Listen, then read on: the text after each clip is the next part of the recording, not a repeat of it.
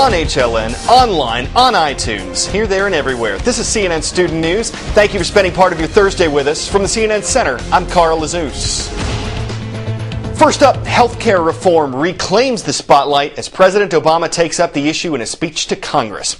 This debate has been heating up for months, with politicians and citizens weighing in with their opinions. It's an incredibly complicated issue, so we're going to look at some of the main points right now. Some people think the country's healthcare system is fine the way it is. Others think it's broken, but what they don't agree on is how to fix it. For example, how much would it cost to reform the system, and where would that money come from? Should there be a government-run health insurance program? And if so, how might that impact private insurance companies? Those are just a few of the questions facing lawmakers. President Obama says he isn't the first president to take on health care, but he hopes to be the last. He's been pushing for reform since he took office, and he believes the time for action is now. The time for bickering is over. The time for games has passed. Now is the season for action. Now is when we must bring the best ideas of both parties together and show the American people that we can still do what we were sent here to do. Now is the time to deliver on health care.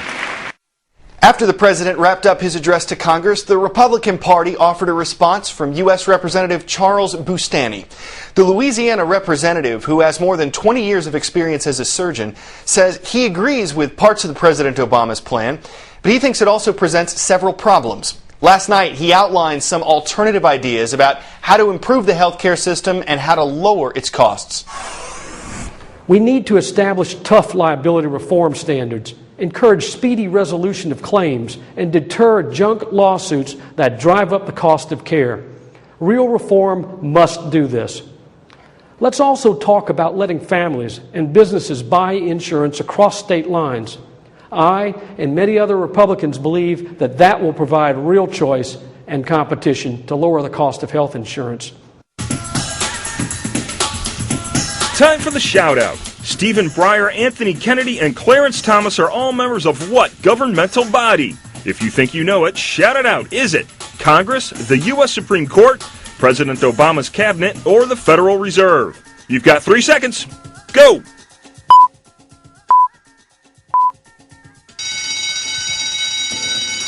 Along with 6 other justices, these people compose the U.S. Supreme Court. That's your answer, and that's your shout-out. It's their job to interpret our country's laws, and one case the justices are looking at right now could have a major impact on elections, including the ones coming up next year. It's all about how much money corporations can give to candidates. Right now, there is a limit on that. But some people argue that violates the Constitution. Elaine Quijano's on the case. Who is Hillary Clinton? It started small. During last year's presidential primaries, a federal court said campaign finance laws barred this ad for an anti-Hillary Clinton movie by an advocacy group, a nonprofit corporation. If you thought you knew everything about Hillary Clinton, wait till you see the movie. But now the Supreme Court could make a monumental change in how money influences politics, deciding in the name of free speech whether there should be any limits at all on corporate campaign spending. Allowing corporations to flood our elections and use campaign expenditures to buy influence would fundamentally undermine our democracy. Fred Wertheimer of Democracy 21 warns overturning a century of precedents would shut average citizens out of the political process. The little guy would have no role here because the dominant force in our politics, the dominant force in Washington decision-making, would become corporations. But David Bossie of Citizens United, the group behind the anti-Hillary Clinton movie, argues that anyone pooling resources, including unions, the health industry, advocacy groups like the National Rifle Association, has free speech rights. I actually went out and looked for this fight because I don't believe that the government's position, I don't believe the government should have the right to impede people's entry into the process. And that's what the Federal Election Commission is trying to do here, squelch our First Amendment rights. Interestingly, the American Civil Liberties Union agrees. A final ruling is expected in a couple of months, and legal observers say conservatives could hold the key with enough votes to possibly declare much of current campaign finance law unconstitutional. Elaine Quijano, CNN, the Supreme Court. 6 months worth of rain in 2 days. That is what residents in parts of Turkey are dealing with. This massive downpour triggered flash floods in the country this week, claiming more than 30 lives. In this video, look at this. You can see how the water rushed through a low-lying valley. It flipped and ripped up dozens of cargo trucks. Hundreds of other vehicles were washed out into the sea. The country's prime minister said emergency workers rescued around 1,300 people from the floods. He's already pledged money to get help and relief to the affected regions that need it. See if you can ID me. I'm a rock band originally from Liverpool, England. I made my first U.S. appearance in 1964. 20 of my songs landed at #1 on the U.S. charts, and I was inducted into the Rock and Roll Hall of Fame in 1988. I'm the Beatles, John Lennon, Paul McCartney, George Harrison, and Ringo Starr. They were a rock band. Now the Beatles are in Rock Band. A new game featuring the famous Fab Four is out this week. Lets players jam out on dozens of the group's biggest hits. Plus, it gives younger audiences, you, a chance to check out some of rock and roll's most famous songs nearly 4 decades after the band's last gig. That's not the only reason the Beatles are back in the spotlight. All 15 of their albums have been remastered and put back on store shelves. Meanwhile, a famous inventor wants to do some remastering of his own, but we're not talking about digital, we're talking liquid. More than 1 billion people around the globe don't have access to clean drinking water. Sure, there's water everywhere, but if it's not clean, it can cause serious consequences.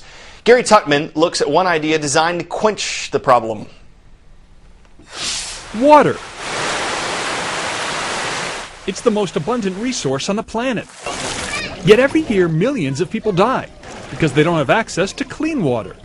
So Dean Kamen, inventor of the Segway, decided to take this problem on with a machine he calls the Slingshot. We believe the world needs a slingshot to take care of this Goliath of a problem, bad water. He says the machine can turn contaminated water, like this dirty river water, into clean drinking water by boiling, distilling, and vaporizing it. In goes the bad. And as you can see, out comes the good. That is pure water. The machine is smaller than some other water purifying systems, making it more portable. It's ideally suited to go to places in the developing world. Kamen says it requires very little electricity and maintenance to function. But until he finds partners and distributors to keep costs down, slingshots won't be available to the people who need them most. We've got to find better strategies to deal with this incredibly unique and valuable resource called water that we have all come to take for granted, but will not be able to do that in the future. Gary Tuckman, CNN.